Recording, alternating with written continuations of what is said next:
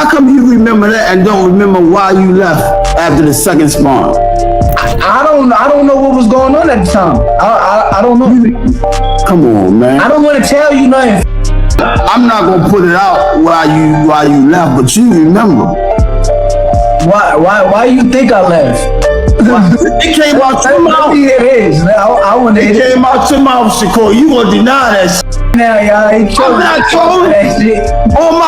I'm not trolling. On what? You better not put that on nothing. I'll put that on my daughter. You can't right now. Don't kids, but you know that shit happens, Shakur. Nigga, that ain't never happened. That's cap. Well, it don't matter. In 2025, let's make this shit happen. Man, I ain't gonna lie. I'm gonna keep it 100 with you. I don't really like talking about him. Yeah. Cause like the way that he move is goofy to me. Like it's some weird shit. So like. Recently in a live stream, trainer Kenny Ellis called out Shakur Stevenson directly, claiming he was dishonest about what went down in that well-known sparring with Gervonta Davis session claims. You don't remember saying, yo, I gotta leave tomorrow, you fuck my tooth in the back, I gotta go get this shit fixed. This nigga's lying. Oh my goodness. This nigga is lying. You gotta stop that shit. You had to leave. Hey. You had to leave, Shakur. On my daughter, that nigga ain't my tooth. You said I gotta go get my shit fixed. Nigga, do you remember the sparring session? Yeah, that was the last one. Do you remember how the sparring sessions went? We was supposed to spar some more, but you couldn't because you had to leave to go get. Do you remember how the sparring sessions? If you pour your dinner rather, they said a loose mold. This nigga lying. He is straight up lying. Coach again pushing for the fight. Tim Bradley also wants this, agreeing with Coach Ellis. He also said Tank Davis must step inside the ring and fight someone like Shakur Stevenson there. I want Gervonta Davis to step in the ring and face somebody, dog, already, bro. For real. He'll be back. Like, oh, I know he coming back, dog. But I'm just saying, like, fight Shakur, bro. Fight Shakur. That's all I'm saying, bro. Fight. You need these top guys out there, man. And that's because you can say, oh, Shakur ain't fight nobody. Well, shit, if Shakur ain't fight nobody and Tank ain't fight nobody, why don't they fight each other? If that's how y'all want to put it, fight each other, bro. That will probably be one of the biggest fights in boxing right now, bro. The biggest fight. Box office, it will sell out like this. When it comes to fighting Tank, Shakur admits he'd love to get this fight made, but his frustration builds when he calls Tank's behavior goofy. That one word shows the real problem. Not only money or networks, but a lack of seriousness from Tank's side fans think. I really don't like speaking on him, but like, if same thing that fighting perspective. Same thing that I said with T.O. If anybody got issues with me or feel some type of way about me, you could come see me on fight night and resolve every issue that you got. Yeah. I stand by that with anybody. But keeping it boxing. That's boxing. No, I'm just saying. That's not boxing? Yeah, no, I love it. No, you got to do what you got to do. Right, like. I just want to see. I want to know. I'm just asking, realistically, will we ever see y'all two in the ring? However way it get there, will we ever see that match? I would love it. Adding further insight, Shakur says at the start the relationship between him, Tank, and other young rising fighters was sometimes cool. But deep down, every fighter understands it can only remain like that for so long in boxing sport. I always knew I'm the one. Like, I always knew. And I feel like deep down, like, they probably won't say it, but they know. It was cool at certain times, but deep down, everybody know as a competitor, it's only so cool it can get. Cause we gonna have to face each other. So, copy. Truthfully, it was cool at times, but yeah, at the beginning. No, in sports and rap, there's always talks of big three, obviously. Boxing, Melo came in with a big three in his draft class, his rap big threes, all that type of stuff. A lot of that stuff is shaped by narrative. A lot of the narratives that came into your career, came into this last fight. Do you think some of that stuff that was said about you was fair, or how do you hell no. How do you think it affected you? You know hell no. I mean, I think everything happened for a reason. Yeah. So like it happened the way that it was supposed to happen. And if I had to do it all over again, I would do the same thing again. But was it fair? Nah, I'm a fighter at the end of the day, and I got painted images like a and I'm not built like that, so like I don't know how. Like who painted that image? When I got in the ring and I fought with one hand is when everything started. That's when social media kind of took it as like bringing a legend's view into this debate. Roy Jones Jr. sees Gervonta Davis as the most dangerous threat to beat Shakur Stevenson in the division right now. He didn't fully guarantee a win, but he strongly feels no other fighter has a better chance to crack the Shakur puzzle right now. Tank will beat Shakur. I said Tank will beat him. I said Tank got the best chance. So I ain't saying nobody gonna beat him, but Tank will be the one, in my opinion, that have the best chance. On the flip side, Roy Jones Jr. also describes Shakur Stevenson as a highly disciplined, low-risk fighter who follows a smart and controlled game plan. He focuses on winning in a clean, efficient way instead of taking unnecessary risks. According to him, Shakur is all about doing just enough to get the win and keep that undefeated record intact. That style is exactly what makes him so hard to beat on the scorecards. In Shakur's case, he fights a smart fight. He don't take stupid chances. He don't want to take stupid risk.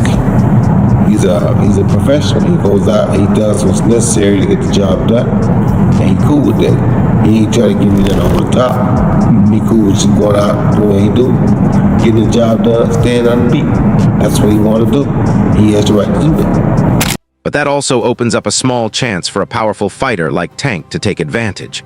Still, former world champion Shawn Porter gives his breakdown of the possible mega fight between Gervonta Davis and Shakur Stevenson, and he offers a very detailed tactical view of it. Porter says this won't just turn into a wild brawl. Instead, it will be a chess match in the ring, and he pushes back against the idea that Tank will simply walk through and score a quick knockout. Hey now, I said everybody thinks that Tank is gonna go in there and just knock out Shakur. It's gonna That's not gonna happen. But it didn't take. It shouldn't have taken this fight. I knew he couldn't. For people to realize. Yeah. Right. I knew that too. But yeah, Shakur is a defensive specialist. And I've been saying this for a long time. If you pay attention to how Tank would react whenever Shakur's name came up, I was like, yo, it's something that Tank knows that most people don't know or understand. There's something that he sees in Shakur. It could be the fact that Shakur was a 2016 silver medalist. You know, he's got a lot to do with it. He's that, you know, the silver child of the country, and you know, there's no telling. But this is what I've always known. Wrapping up the discussion, Porter believes Gervonta Davis would need to show a more adaptable mindset against Shakur Stevenson. Not just looking for one big shot, but thinking deeper than that. He explains that true fight intelligence comes from making adjustments inside the bout, meaning Tank would have to evolve round by round and operate on a much higher tactical level than usual. For Porter, this matchup is not only about power at all. It comes down to whether Tank can read, think, and adapt at the same elite level that Shakur already brings into the ring. With a fight with Shakur, you're gonna see this boxing style that you don't usually get from Tank. You're gonna see IQ. We saw IQ, but to me, it was low IQ because the reason why it was low IQ is because everybody followed the script. And what I mean by that is, you see somebody's IQ take place when a fighter makes an adjustment, and now you have to adjust to what that fighter is doing, and that's kind of where you see who's smart, and you know what I mean? Who get hold of it. I think my fight with Terrence shows a very high level of IQ from both of us. You know what I mean? For sure. And that's what Tank is gonna do with Shakur. He's gonna come into the ring and be a different version of himself.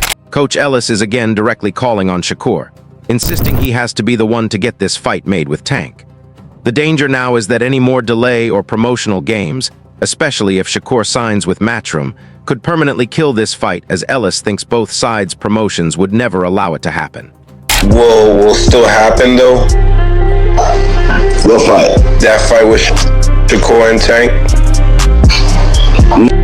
Not if he signed with Matchroom, because they're not going to do that. They're not going to lose that. No, they wouldn't do that. Do you think like PBC and Matchroom could work together for it? You think they possibly make that happen? Anything is possible, you know. The negotiations sound good between the two.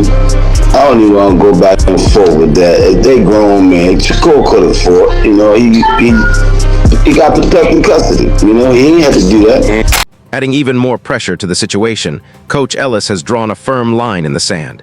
If this fight doesn't happen by 2025, then in his view, it should never happen at all. He argues that Shakur Stevenson, already a 3-time champion with a strong resume and real name value, doesn't need years of built-up hype or promotion games. The real moment for a true, meaningful test is right now, not somewhere down the line. And for him, the cost of waiting isn't just another stalled deal. It's a total loss of relevance, where what could have been a career-defining clash slowly fades and ends up as nothing more than a forgotten what, if in boxing history. Like, I know you had things to say if it doesn't happen this year, 2025, it shouldn't happen. But I think Shakur beat both of them. Cepeda and Cadena. He'll beat both of them easy. I wouldn't. This is my opinion. But I'm not saying the fight ain't gonna happen after 2025, but I wouldn't do it because he's a 3-time champion. He don't need no more experience. He don't need no more build up. His name is big enough. Everybody know it and everybody want it now. Anything else is just bullshit. You know? So why, if you can't do it now, between now and 2025, why do it in 26? Switching focus to the matchup itself, Coach Bullet believes this fight could be the key to unlocking Shakur Stevenson's true ceiling. He explains that only a very specific type of opponent can push a fighter like Shakur to show everything he has, and he sees Gervonta Davis as that exact kind of threat. In his view, Davis is the one who can pull elite technicians into the deep end by testing Shakur's defense against constant pressure and power. Bullet describes this as a true collision course, one that would finally deliver the ultimate proving ground for both fighters. I would like to see, I'll be front row for that one too. I feel like Shakur Stevenson is a master chess player. I feel like all his fights previously has been kind of easy for him, so it made it look like it was boring to other people, but somebody got to bring the best out of him, and I think Tank Davis will bring the best out of anybody. So at the end of the day, that is the fight to see. Have you seen any of those guys up close, you know, training-wise, and seen both? Absolutely, I've seen both. Both guys are dogs, they're animals. But like I said, Shakur got a great jab. He's a great defender. Tank is a great offender, and Tank got good defense. He's a boxer. So that's a great boxing match. That's a big purse for both of them guys, and great for the fans and even the people in boxing behind the scenes. Adding even more weight to the conversation, Tank's longtime coach Calvin Ford has broken down what he believes truly sets Gervonta Davis apart from everyone else in boxing. He says it's not just the brutal punching power or the sharp accuracy, but the rare mix of both at a weight class where that kind of force simply shouldn't exist. Ford also goes beyond the ring, saying Tank is bigger than just his talent. In his view, he stands as an example for young people, showing how to come out of tough environments, push through adversity, and turn the hardest moments in life into real strength. He's special. He's special at that weight, that size, and he have a real calling. It's for the youth of the USA to let them know whatever you go through in life, you're gonna go through. It's just how you finish it up. And that was one of the things that I instilled in him. Is, you know, everybody gonna have rocky roads starting off. It's how you finish. And he take that to heart. It's how he put on a performance and how he's going to finish. Shifting attention to Tank's recent activity level, Lamont Roach SR says he's not interested in all the back and forth talk around Gervonta Davis. What he really wants is simple, seeing him back inside the ring. With Tank staying inactive for longer stretches, Roach believes a return would be nothing but positive for boxing. No complications, just good for the sport. In his eyes, every night Davis stays on the sidelines, boxing loses momentum. And no matter how much noise is made online, it can never replace real fights happening in the ring. But if he do come back, it's a big, like, but him in boxing, like him coming back to boxing is good, you know, like, it's good for boxing if he coming back to fight. So if he do choose them, that's on him. It's his right to do so. You know, at the end of the day. And then you gotta think also a layoff. You know, but that ain't no easy, man. Pitbull still ain't no easy. You know, it's stylistic, on paper, but he's still tough. That goes to show you what type of caliber guy he is as well. Then, nah, they not gonna look at that. They want to see Tank is past that. They want to see Tank fight certain people, man. That's just fact. Adding to that, Roach has also been paying close attention to the lightweight division and the constant debate about what fights actually make sense for Gervonta Davis. While fans keep demanding bigger and riskier matchups, he openly questions the idea of seeing Tank run it back with Pitbull Cruz instead of stepping in with fresher, more dangerous challengers. The message is pretty clear. A rematch with Cruz looks more like a step in the wrong direction, especially when the division is stacked with new, untested, but far more threatening opponents waiting for their shot. About Gervonta get back in the ring, I don't know how they're gonna perceive him fighting Pitbull again. I don't know. I don't think nobody really want to see that, but Pitbull's fans, or they just happy to see if Gervonta get back in the ring. They want to see Gervonta fight a certain list of fighters, and I don't think Pitbull on that list. Shifting focus to his preparation, Gervonta Tank Davis looks fully locked in with a high-intensity training camp that has fans talking. He steps into camp with a clear read on his opponent and a sharp mindset built around how he plans to break him down. Every session comes across calculated, almost like he can already see the gaps he intends to exploit once fight night arrives. From timing work to heavy combination drills, everything in his preparation points to a specific game plan, not just routine training, but focused, targeted work for what's coming next. This is the first camp I can, enjoy myself and be back. My headspace that I'm in now is way better than what I was before, and that's the only thing that matters to me. 1, 2, 3.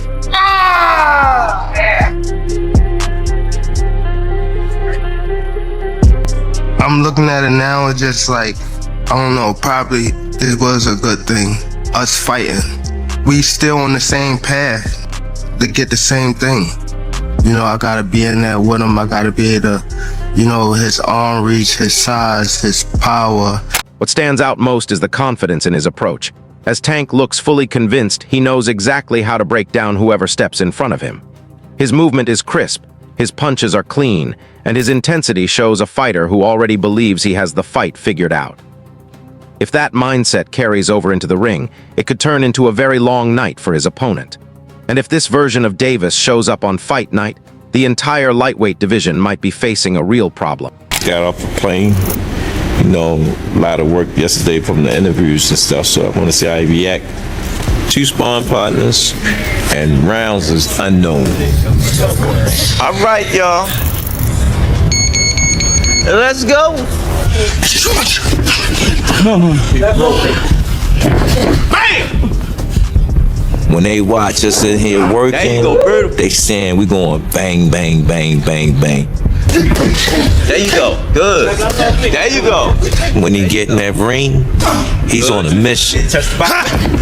Gervonta Davis is seen grinding through serious sparring sessions with his trainer Calvin Ford right there, closely watching every move.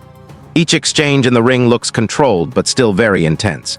Ford is constantly giving instructions, making quick adjustments, and keeping Tank sharp on timing and defense. With Calvin Ford in his corner, the focus is clearly on discipline, structure, and calculated aggression. Tank is being pushed through high-pressure sparring rounds built to sharpen his reactions and improve his decision-making under fire. He got to put his pants on, training wheels going. You got what you asked for. Let's get it now. Slow it down.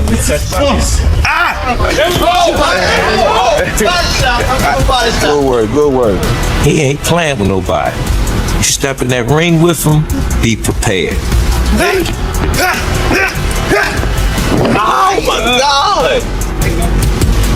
All day. There you go. That's it. That's it. Just relax. There you go. Just relax. Good round. Good round. That's it. That's it. That's it, y'all. On the other side of things, Shakur Stevenson is also looking sharp in training, showing the same discipline and precision that has shaped his entire career. His sessions are built around clean technique, defensive awareness, and smooth, controlled movement. Every drill is focused on improving timing and ring IQ, with a clear emphasis on staying sharp, efficient, and difficult to land clean on. Shakur's preparation shows a fighter fully locked in, working to maintain his defensive mastery while still adding new layers to his offense. He is training under close supervision, with his team carefully guiding each stage of camp to keep everything precise and controlled. The focus stays heavily on fundamentals, especially his boxing skill set, with accuracy, defense, and ring control at the center. Instead of rushing or forcing things, Shakur is steadily building through structured drills, technical sparring, and high-level repetition. The goal is simple: keep him at peak sharpness, fine-tune his timing, movement, and decision-making, and make sure he stays as efficient and hard to beat as possible going into any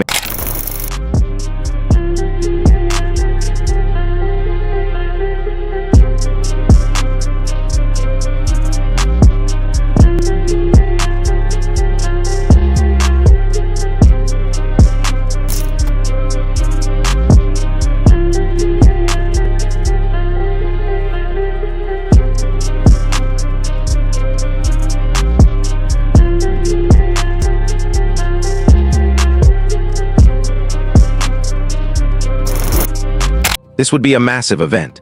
In the end, this fight is a true clash of styles, where skill meets power and control goes head-to-head with pressure. Shakur Stevenson brings elite defense, high ring IQ, and constant refinement of his game, while Gervonta Davis brings fight-ending power, sharp timing, and the ability to flip about in a single moment. Some believe Shakur would dictate the pace and keep things under control from start to finish. Others feel Tank only needs one clean opening to change everything instantly. That contrast is exactly what makes this matchup so dangerous and so unpredictable. Now it's your turn. Who do you think wins when they finally meet in the ring? Drop your prediction in the comments. This video is created for informational and educational purposes only, to keep the boxing audience updated with news, analysis, and opinions from the sport. All content is presented in a transformed and original format with no intent to copy or reuse any copyrighted material. We aim to make the video more unique, engaging, and informative for viewers. Some parts may include the help of AI tools to improve clarity, structure, and presentation. This content falls under fair use guidelines for commentary, criticism, and education.